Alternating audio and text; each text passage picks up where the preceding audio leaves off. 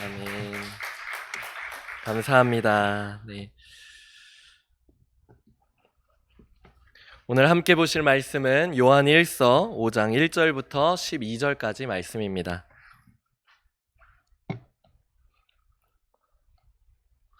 요한 1서 5장 1절부터 12절까지 말씀입니다. 우리 교독하실 때 1절 제가 먼저 읽도록 하겠습니다. 예수께서 그리스도이심을 믿는 자마다 하나님께로부터 난 자니 또한 낳으신 이를 사랑하는 자마다 그에게서 난 자를 사랑하느니라.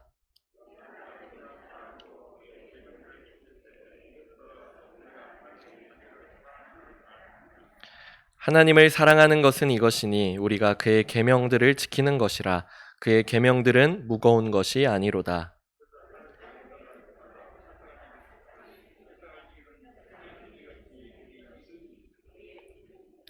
예수께서 하나님의 아들이심을 믿는 자가 아니면 세상을 이기는 자가 누구냐?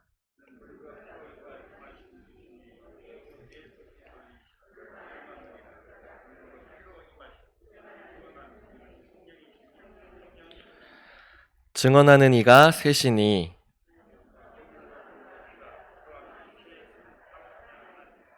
만일 우리가 사람들의 증언을 받을진대 하나님의 증거는 더욱 크도다. 하나님의 증거는 이것이니 그의 아들에 대하여 증언하신 것이니라.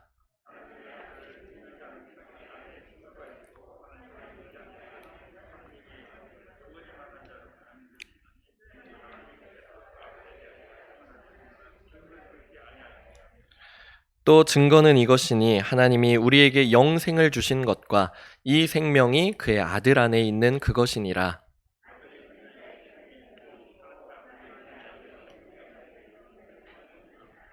아멘.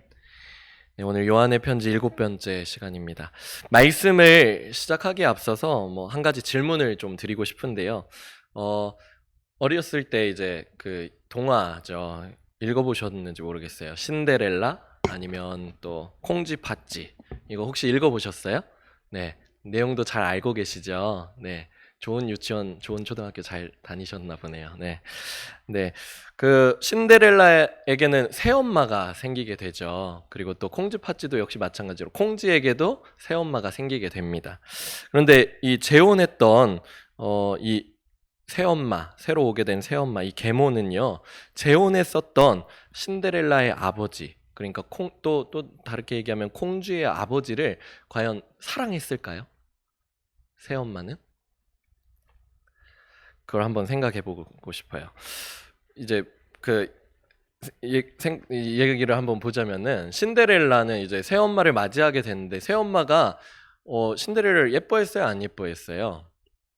예, 굉장히 싫어했죠. 그래가지고는 막 일도 시키고 집안일 온갖 다 시키고 신데렐라라는 이름이 먼지를 뒤집어 썼다는 그런 뜻이래요. 그러니까 원래 이름은 신데렐라가 아니었던 거예요. 근데 신데렐라라고 불렀던 거죠.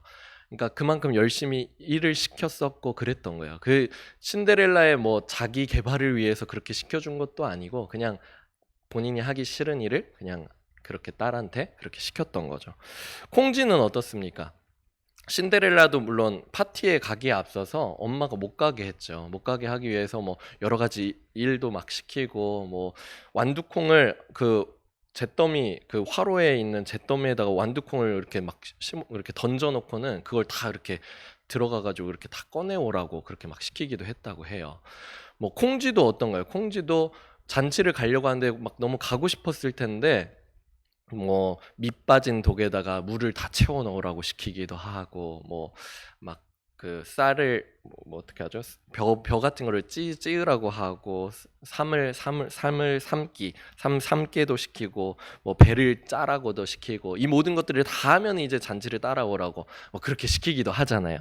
어쨌든 이 모습들을 볼 때요, 정말 지독히도 괴롭힌 걸로 봐서 신데렐라에게도 콩쥐에게도 그 엄마들이, 새엄마들이 정을 주고 싶은 마음이 있었던 것 같아요. 그 새로 얻게 된 딸들을 사랑하고 싶었던 것 같나요? 아닌 것 같죠. 이 새엄마들에게는 그런 것들이 하나도 없었다는 거예요. 그렇다면요, 이 새엄마들은요, 재혼한 남편들을 사랑한 게 맞을까? 물론 이제 뭐 그거를 사회적인 배경으로까지 이제 치자면은 뭐 아이가 있는 젊은 남자가 아내를 사별하고 나면은 아이를 키워야 되니까 그럴 목적으로 뭐 결혼을 하기도 하죠. 뭐 그 적당한 사람과 재혼을 하면서 살았을 수도 있겠어요. 그런데 오늘 본문의 말씀 1절을 보니까요.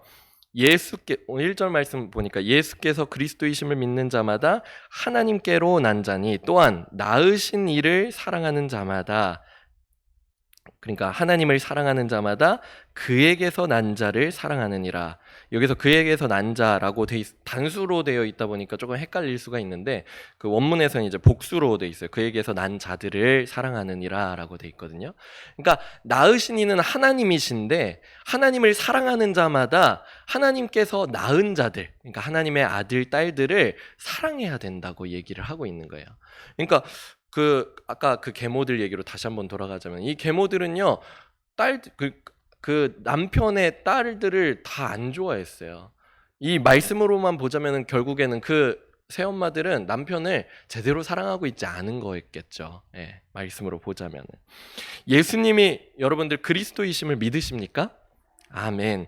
그렇다면 우리 모두는요, 하나님께로부터 난 자가 이제 되었다는 거예요. 하나님께로부터 태어난 자가 됐어요. 하나님의 자녀가 되었다는 것입니다. 그래서 우리는 하나님을 뭐라고 부르죠? 하나님을 누구라고 불러요? 하나님 아버지라고 부르죠.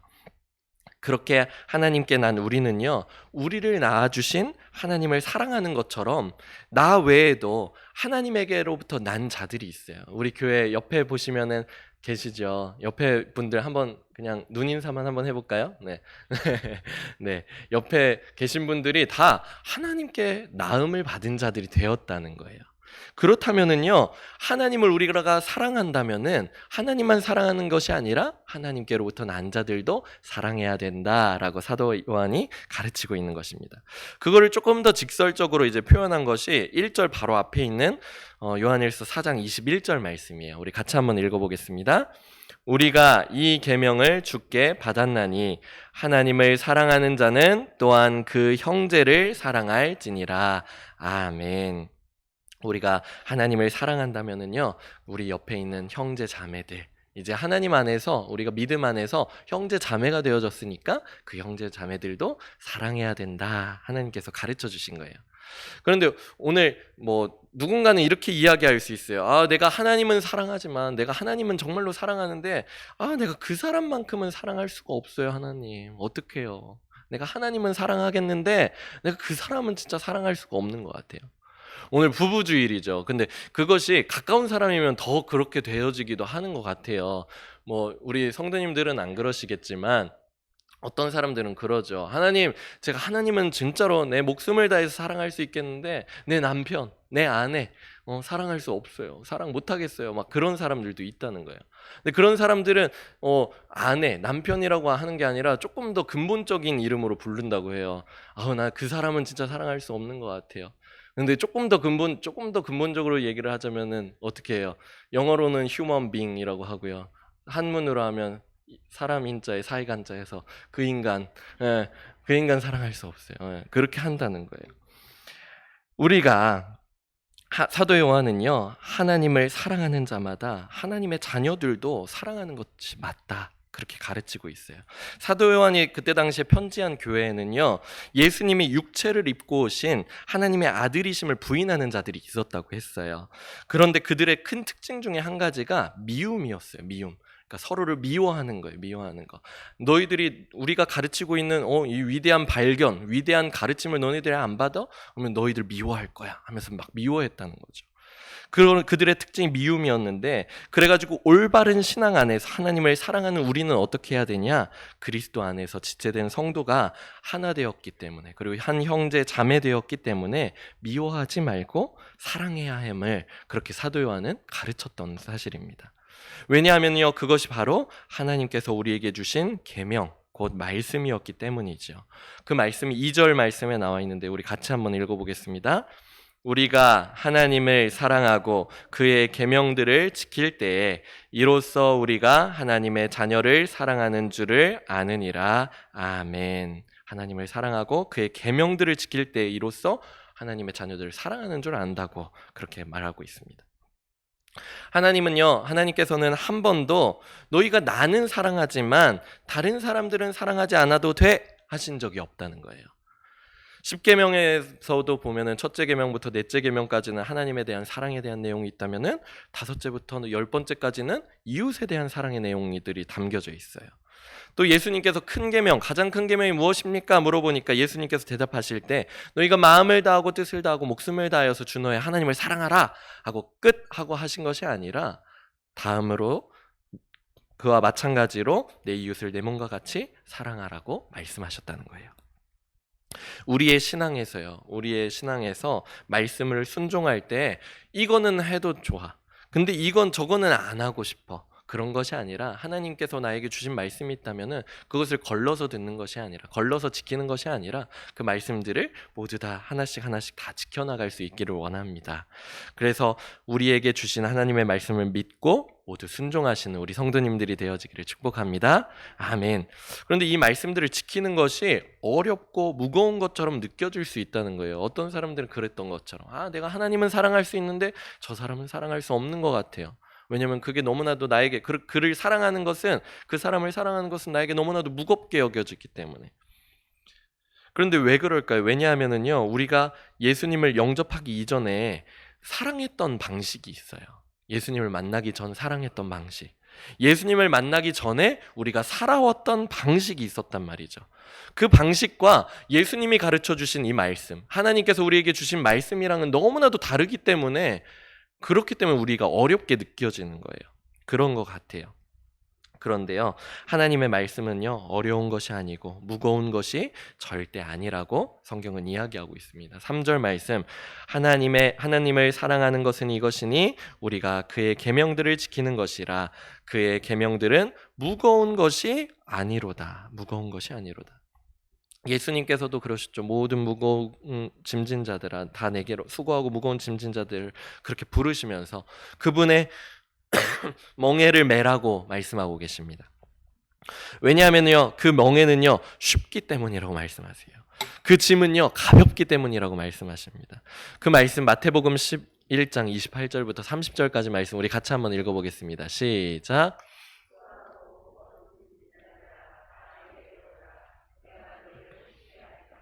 나는 마음이 온유하고 겸손하니 나의 멍에를 메고 내게 배우라. 그리하면 너희 마음이 쉼을 얻으리니 이는 내 멍에는 쉽고 내 짐은 가벼움이라 하시니라. 아멘. 주님께서 우리의 무거웠던 이 어깨에 메어진 멍에를 가볍게 주님께서 지신 그 멍에로서 가볍게 그렇게 만들어 주신다고 했어요. 그것을 지라고 말씀을 하셨어요. 예수님을 믿고 예수님을 사랑하고 예수님의 제자가 되어서 그분을 따르다 보니까 그 말씀에 순종하는 것이 이제 더 이상 무거운 짐이 아니라 무거운 멍에가 아니라 큰 기쁨이요 또 자유가 된 줄을 믿으시기 바랍니다. 아멘. 그것이 이전에는 내가 해야만 하는 나의 노력으로 이루어야 되는 것이었다면 이제는요 우리가 그냥 예수님을 따르기만 하면은 그렇게 우리의 마음 가운데 주신 또 성령님을 따르기만 하면은 그러한 삶을 자유롭게 살 수가 있다는 거예요. 그리고 그런 삶을 살아갈 때 하나님께서는 넘치는 기쁨과 그리고 자유함을 여러분들에게 주실 줄 믿습니다. 아멘. 왜 그럴까요? 그 이유는요. 이전에는요 내 기준으로 다 그렇게 했단 말이에요. 내 기준으로 내가 판단했어요. 내 기준으로 저 사람은 사랑받을 만한 사람이야, 저 사람은 사랑받기에 합당하지 않은 사람이야, 내가 기준으로 판단하는 일이에요. 근데 판단하는 일은 굉장히 쉬운 것 같으면서도 피곤한 일이거든. 힘든 일이에요 사실은. 그것을 내 기준으로 모든 것을 판단하는데 하나님의 말씀도 내 기준으로 판단하면서 지킬지 말지까지 그렇게 되다 보니까 그것이 너무나도 힘들고 어려워진 것인데 이제는 내 기준이 아니라 하나님의 말씀이 기준이 되어서 그리고 내 안에 계신 성령님의 말씀을 따라서 하다 보니까 그렇게 살아가니까 기쁨과 자유가 넘치게 되었다는 사실입니다.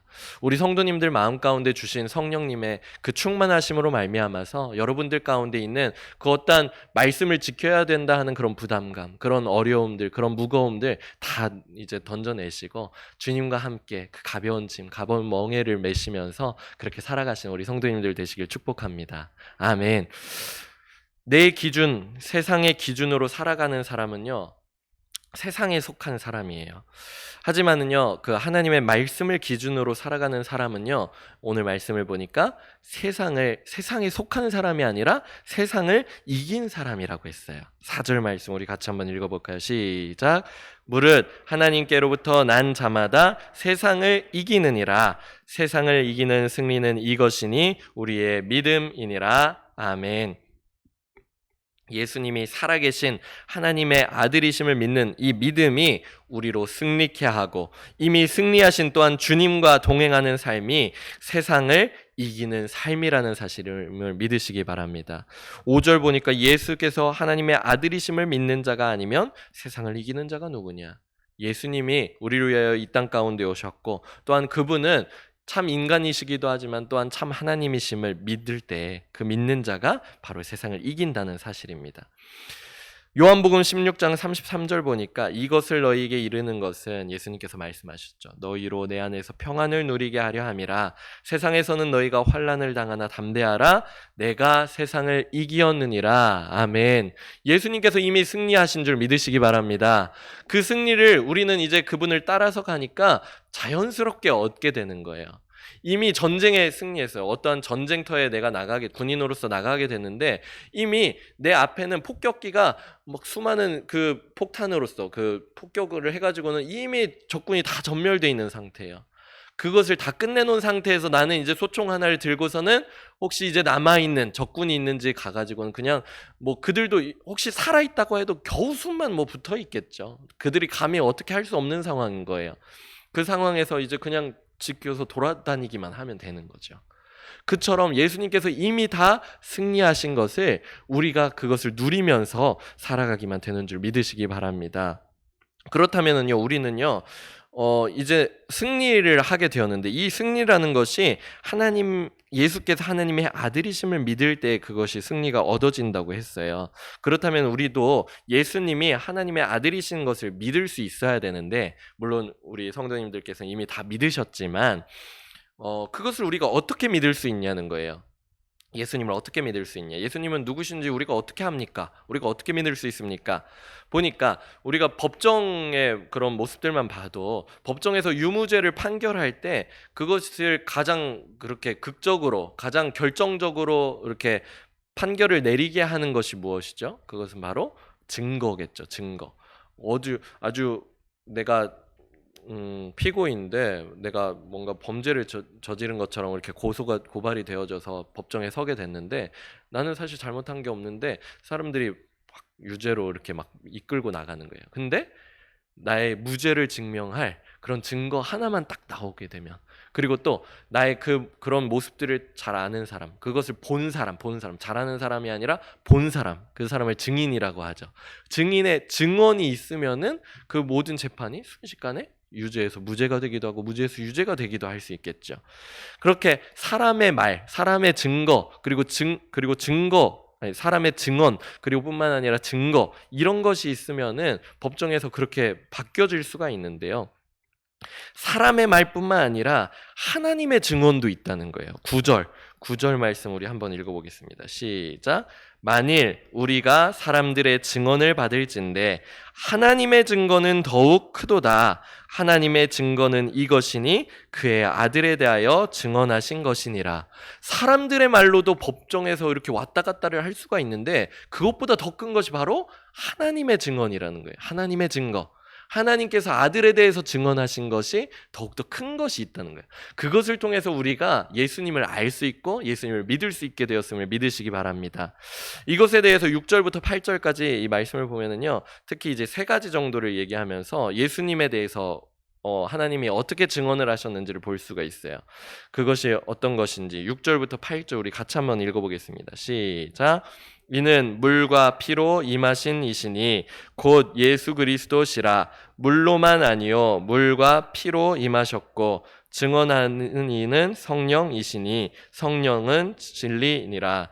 증언하는 이가 셋이니 성령과 물과 피라. 또한 이 셋은 합하여 하나이니라. 아멘. 예수님에 대해서 증거하는 성령, 물, 피, 그것에 대한 내용이 있는데요. 먼저 물을 보자면은요. 침례 요한의 사건을 볼 수가 있어요. 침례 요한에서 예수님께서 침례를 받으신 사건. 예수님께서 이제 공생애를 시작하기에 앞서서 이제 그 요단강에서 이제 침례 요한이 이미 침례를 베풀고 있었죠. 회개의 침례를 베풀고 있었어요. 그곳 가운데 예수님께서 오셔서 이제 침례 요한에게 나에게도 침례를 주라고 그렇게 부탁을 하죠. 요청을 합니다. 근데 이제 침례 요한 같은 경우는 오히려 당신이 나한테 침례를 줘야지. 내가 어떻게 당신에게 침례를 줍니까? 당신의 신발끈을 묶기에도 부족한 사람입니다. 하면서 처음엔 거절을 해요. 그렇지만 예수님께서 말씀을 이루어야 되기 때문에 그것을 받아야 되기 때문에 그렇게 잘 설명하면서 받으시게 되죠. 근데 침례를 받는 장면들을 우리가 눈을 감아보면 잘 이렇게 생각해 볼 수가 있잖아요. 예수님께서 이제 침례 요한의 그런 부축을 받으면서 물속에 이렇게 잠기시겠죠. 그리고 물속으로 이제 물 밖으로 이제 나오시게 됐어요. 근데 물 밖으로 나오시게 될 때 어떠한 장면들이 막 이렇게 일어나게 되죠? 하늘로부터 성령님께서 비둘기 모양으로 이렇게 막 내려오시고 그 위에 임하시면서 하늘로부터 음성이 들리기 시작했다고 했어요. 어떤 음성이 들렸을까요? 마태복음 3장 17절 말씀 우리 같이 한번 읽어봅시다. 시작. 하늘로부터 소리가 있어 말씀하시되 이는 내 사랑하는 아들이요 내 기뻐하는 자라 하시니라. 아멘. 예수님께서 침례를 받고 물 밖으로 나오셨는데 하늘로부터 하나님께서 말씀하신 게 들리는 거예요. 근데 뭐라고 얘기해요?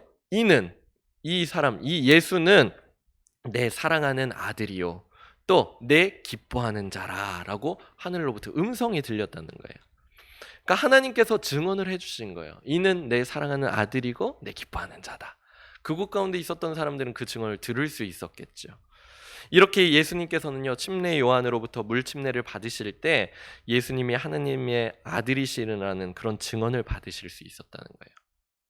또 여기서는요 사실 이 말씀에서는 예수님의 참 인간 되심에 대해서 조금 집중해서 얘기를 하는 것인데, 예수님이 만약에 몸을 입고 오신 사람이 아니셨다면, 인간이 아니셨다면은 뭐 그 장면들이 있을 수가 없었겠죠. 물에 빠지고 나오고, 나왔을 때 만약에 영혼이었었다면 물이 흐르거나 그런 모습들이 못 봤겠죠. 근데 그런 모습들을 통해서 예수님이 참 인간이시구나, 그분도 참 사람이시구나 하는 걸 알 수 있었다는 거예요. 다음으로 피의 증언. 피를 통해서 어떤 증거가 있을까요? 피는요 십자가겠죠. 십자가. 예수님께서 모든 고난을 당하시고서 십자가에 달려서 이제 양손에 그리고 양발에 못을 박히시고 그렇게 모든 물과 피를 흘리신 다음에 영혼이 떠나가시게 되었죠. 그 모습을 지켜보던 백부장이 고백을 해요. 백부장과 또 예수님을 지키던 사람들이 예수님이 운명하시는 모습을 보면서 일제히 그분이 바로 하나님의 아들이었다 하는 그런 증거를 하거든요. 마태복음 27장 54절 말씀 우리 같이 한번 읽어보겠습니다. 시작. 백부장과 및 함께 예수를 지키던 자들이 지진과 그 일어난 일들을 보고 심히 두려워하여 이르되 이는 진실로 하나님의 아들이었도다 하더라. 아멘. 사람의 증언을 이렇게 받기도 하셨는데 그 이전에 지진 그리고 지진이 일어나고 그 일어난 일들로 인하여서 두려움을 겪었다고 했죠. 그 외에 일어난 일들도 여러 가지가 있었죠. 성소에서 지성소 가리는 그 천막, 그 막이, 그 커튼이 위에서부터 아래로 쫙 갈라지는 일도 있었고요. 바위가 막 터지는 그런 사건들도 있었고, 막 그런 모습들이 있었어요.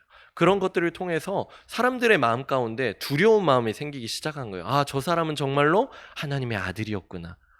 저들이 십자가에 못 박아서 막 처형하고 할 때, 그들이 침뱉고 욕을 하고 막 그런 예수님의 뺨을 때리고 할 때까지만 해도 그분이 하나님의 아들이신 줄 몰랐는데, 예수님께서 그 십자가에 달려 죽으시고 모든 물과 피를 쏟으신 다음에 죽으시고 운명하시고 하나님의 그런 나타내 주시는 그런 일들을 통해서 그들이 그분은 하나님의 아들이시구나 하는 것을 깨달아 알게 해주셨다는 거예요. 또한 이후에 예수님께서 부활하셨을 때 어떠셨습니까? 모든 사람들이 믿을 수 있을 만한 증거를 주셨다는 거예요. 누구든지 십자가에선 죽을 수 있었어요. 많은 사람들이 십자가에서 죽었어요. 예수님이 십자가에 달리셨을 때도 양옆에 죄인들이 있었죠. 십자가 처형은 뭐 그때 당시에 있을 수 있는 일들이었어요. 어떤 사람들이든 십자가에 처형 당할 수 있었어요. 그런데 죽을 수는 있지만 다시 살아날 수는 없었다는 거예요. 그 부활의 사건이 바로 모든 사람들이 믿을 만한 증거라는 것이죠. 그래서 사도행전 17장 31절에서 이렇게 이야기하고 있어요. 이는 정하신 사람으로 하여금 천하를 공의로 심판할 날을 작정하시고 이에 그를 죽은 자 가운데서 다시 살리신 것으로 모든 사람에게 믿을 만한 증거를 주셨음이니라 하니라. 아멘. 예수님의 부활하신 그 사건, 하나님께서 부활시켜 주셨죠. 다시 살게 해주셨는데 그것으로 인하여서 모든 사람들이 이제는 더 이상 부인할 수 없는 거예요. 아, 예수님은 하나님의 아들이 아닐까? 하고 부인할 수 없는 거예요. 그분은 다시 살아나셨고 많은 사람들을 만나셨어요. 제자들을 만나셨고 40인을 만나셨고 500명의 사람들을 만나시면서 다시 살아난 몸을 만져주시게도 시키셨고 그리고 그들과 식사를 나누시기도 하고 그렇게 다 증거를 보여주셨다는 거죠. 마지막으로요, 예수님이 하나님의 아들이심을 증언하는 것은 성령님이라고 했어요. 예수님께서도 말씀을 이미 해주셨죠. 요한복음 15장 26절에서 우리 같이 한번 읽어보겠습니다. 내가 아버지께로부터 너희에게 보낼 보혜사 곧 아버지께로부터 나오시는 진리의 성령이 오실 때에 그가 나를 증언하실 것이요. 우리 안에 계신 성령님께서 예수님이 하나님의 아들이심을, 또 예수님은 이 땅에 우리와 같은 육체를 입고 오신 하나님의 아들, 그리고 또 참 인간이심을 그렇게 증언해 주신다는 것이에요. 성령님이 오셔서 예수님을 증언하실 것인데 그 증언의 내용이 바로 예수 그리스도라는 거예요. 예수님은 그리스도시라는 것, 하나님의 아들이시라는 내용이라는 것입니다. 우리는요, 이러한 증언들이 없이는요, 절대로 예수님을 믿을 수가 없었을 거예요. 하지만 침례 요한의 그런 침례 사건을 통한 하나님의 증언, 또 십자가의 그 사건, 우리의 죄를 대속해서 십자가의 모든 피와 물을 흘리신 그 사건, 그리고 주님의 부활하심, 그리고 또한 모든 믿는 자에게 선물로 주신 성령의 증언으로 말미암아서 우리에게 예수님을 믿을 수 있는 믿음을 주신 줄 믿습니다. 아멘. 이것이요, 우리가 지금은 예수님을 믿는 것이 이제 이 신앙생활을 시작한 지가 조금 오래되다 보니까 그것이 너무나도 쉬운 일처럼 생각되고 뭐 당연한 일처럼 여겨지는데요. 이 믿음이 우리에게는 쉽고 당연하게 얻어진 것 같지만은요, 어떤 사람들에게는요, 평생의 시간 동안 그들이 듣고 배우고 그랬다 할지라도 평생의 시간 동안에도 믿을 수 없는 것이 되어가지고 결국에는 헛된 것만 쫓다가 구원받지 못하는 인생으로 그렇게 마감하게 되는 그런 사람들이 우리 주변에 너무나도 많다는 거예요. 네.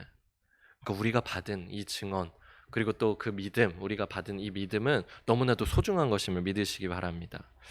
그럴 때 우리는요, 또한 우리 받은 믿음을 감사히 여기고요, 또 우리에게 주신 하나님의 귀한 증언들을 우리의 믿지 않는 가족들에게, 또한 우리의 이웃들에게 힘써 전할 수 있어야 될 줄 믿습니다.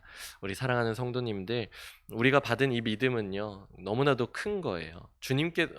우리가 사람의 말로만 들은 건 줄 알았는데 사실은 하나님의 증언, 하나님의 증거가 다 있었다는 거예요. 우리가 그것을 통하여서 믿게 되었는데 우리가 받은 이 믿음, 우리가 받은 이 구원을 결코 가볍게 여기지 말고 또 믿지 않는 우리의 그 가족들과 이웃들에게 힘써 전할 수 있는 우리 성도님들이 다 되어지기를 축복합니다. 아멘. 하나님께서는요, 예수님을 믿은 우리에게 영원한 생명을 허락하여 주셨습니다. 이 영생을 통해서도 우리가 또 예수님을 믿은 그 믿음을 우리가 증언할 수가 있는데요. 이 영생은요, 바로 예수님 안에 있었다는 것이에요. 예수님께서 내가 곧 길이요 진리요 생명이니 나로 말미암지 않고는 아버지께로 올 자가 없느니라, 그렇게 말씀하신 거예요. 예수님이 바로 그 영원한 생명이시라는 거예요. 우리가 그분을 영접함으로 말미암아서, 영접하고 우리 안에 모심으로 말미암아서 그 생명은 자연스럽게 우리에게 들어온 거라는 것이죠. 왜냐하면요, 영원한 생명이 예수님 안에 있었기 때문에. 그렇기 때문에 어떤 사람의 삶이 아무리 법을 잘 지키고 아무리 그가 선을 잘 행하고 높은 지식을 쌓았고 위대한 업적을 이루었다 할지라도 그 사람 안에 하나님의 아들이신 예수가 없기 때문에 그걸로 마치는 삶은 너무나도 허무한 것이 되어지고 너무나도 안타까운 것이 되어진다는 거예요. 그렇지만 예수님을 영접한 우리에게는 영원한 생명이 허락되어진 것을 믿으시기 바랍니다. 그래서요, 믿음이 세상을 이기게 하는 결정적인 요인이 된다는 거예요. 이 세상 사람들은 그들이 나는 이 땅 가운데서 승리했어. 나는 성공했어. 라고 자부하면서 얘기할 수 있겠지만 예수님을 믿지 않는 사람들에게는요. 결국에는 패배, 결국에는 영원한 죽음과 사망과 영원한 형벌들이 남아 있다는 거예요. 하지만 믿음이 있기 때문에 우리에겐 믿음이 있기 때문에 우리에겐 영원한 영생에 대한 소망이 있고요. 믿음이 있기 때문에 하나님을 사랑하듯이 우리의 형제 자매들을 사랑할 수 있는 또한 사랑이 있다는 것입니다.